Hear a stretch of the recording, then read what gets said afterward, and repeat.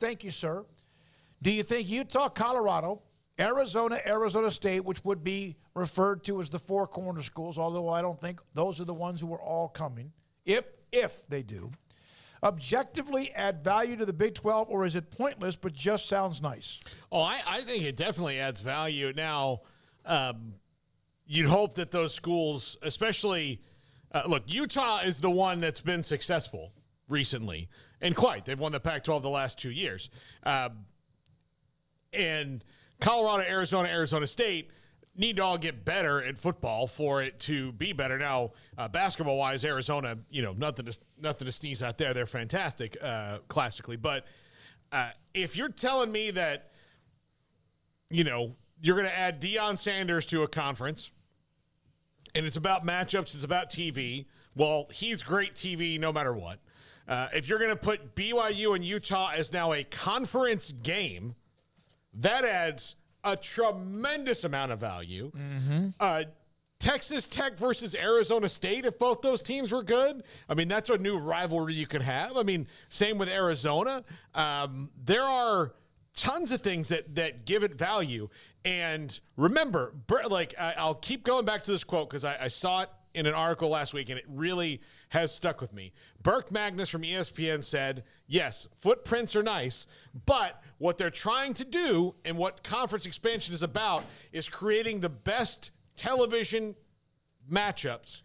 So ESPN, Fox, they're television networks. So think of them just like NBC or ABC or CBS trying to figure out what their best Thursday night lineup is. The best one that NBC ever had was Seinfeld and Friends, Cheers and Frasier. When that was all going on and they're kind of rolling through, that's what they want to do for football. They want their Seinfeld into Friends into ER. That's what they want. That they need that because that's what people will keep watching. So if you create better matchups, there's tremendous value in that. I thought it was all about academics. Just kidding.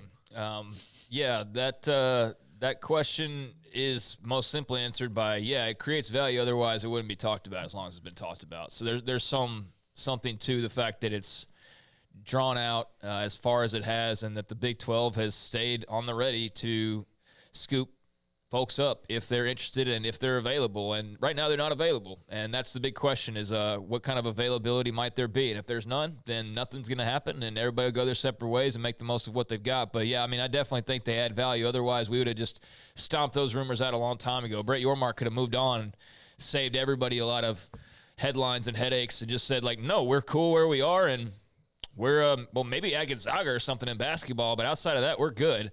But clearly they're keeping that lure out there in the water for a reason and hoping that they may get a bite. And I think they'll be fine if they don't. I think that they're perfectly fine where they are, but they're now being proactive, which is rubbing some people the wrong way because that's not the Big 12's role typically.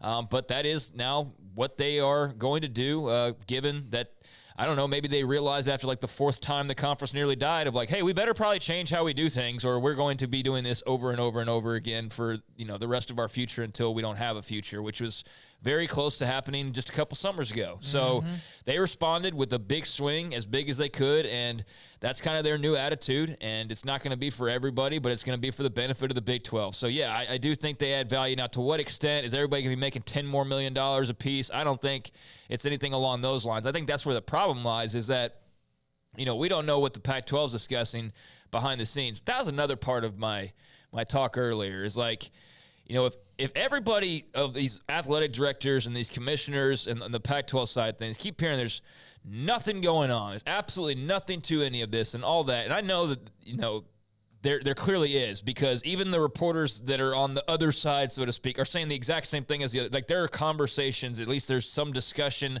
whether it's legitimate or not or whatever is, up to the eye of the beholder. But wouldn't you think that up until last night before Utah's AD spoke, that if the Pac-12 folks were sitting there meeting, as they do, every few weeks or so, and they were being told, no sweat, no worries, this TV deal is going to be fine, everybody's going to be happy, we're all going to be good, here's what we're doing in expansion, if they all had this set, cemented plan the way that it's acted by, certain parties, that there's nothing to fret and nothing to worry about whatsoever, then don't you think that would have been made clear by now? By everyone's actions? There was the statement. Everything's fine. We're okay. We're all in I it guess together. if that's what I forgot that statement even existed. That was so. I guess maybe that was the statement was everything was fine. But I just feel like if there's nothing to it, then all the smoke could clear. But apparently there are conversations. So make that of what you will. But well, it's the same thing with the Utah AD, Mark Harlan, saying responding to what he said. And then you have somebody that covers the Pac-12 turn around, but you don't basically say, but you don't speak for everybody else, including in this case, Arizona. Right. And maybe Kleofkoff not having the press conference. There are thoughts that maybe what are you going to say? Why say anything? And if you don't have anything to say, so just don't say anything at all. You're right. I'm simply pointing out that there are things that are said with very matter-of-factly, like, oh, no, that's totally fine. And then I just question, okay, well, then why not that or why not that? I know you can run yourself in circles with that. But, anyways, they add some value. Otherwise, there wouldn't be discussions. But I don't know if it's enough to, sway, What was one of the things that Brett Yormark said about where he wanted to look? That third time zone or fourth time zone, yeah. Arizona and Arizona State are sometimes in the fourth time zone, right? Yeah, because that's one of the cool things that Arizona does is they don't change. So Utah, Colorado, Mountain Time, correct? Yeah. So the fourth time zone was something that Brett Yormark brought up a long time ago. But they would be, even if the schools aren't in the fourth time zone, the television viewing would be in the fourth time zone because if you add just one of the Arizona schools, you're going to be able to put more games on in the fourth time zone in that late window. So getting in the fourth time zone doesn't necessarily mean that the school has to 365 days a year occupy the Pacific time zone. But if you can put things on television in the Pacific time zone, then they're in the time zone. If you read or you follow different things being said, Brigham Young doesn't want Utah in the conference or Utah doesn't want it. And then we had Greg Wrubell, who was on the show, and he says that, no, there's none of that. He didn't say none of that, but he was like, if that happens, they've done that before. So boom to the Sooner. The only thing I could think of is, do you add any financial advantage? You probably stabilize yourself even more. There is that pro rata, whatever that's called, that if, in fact, the Big 12, when they built that new deal, if they add anybody, to me, there's none of those schools that I look at negatively.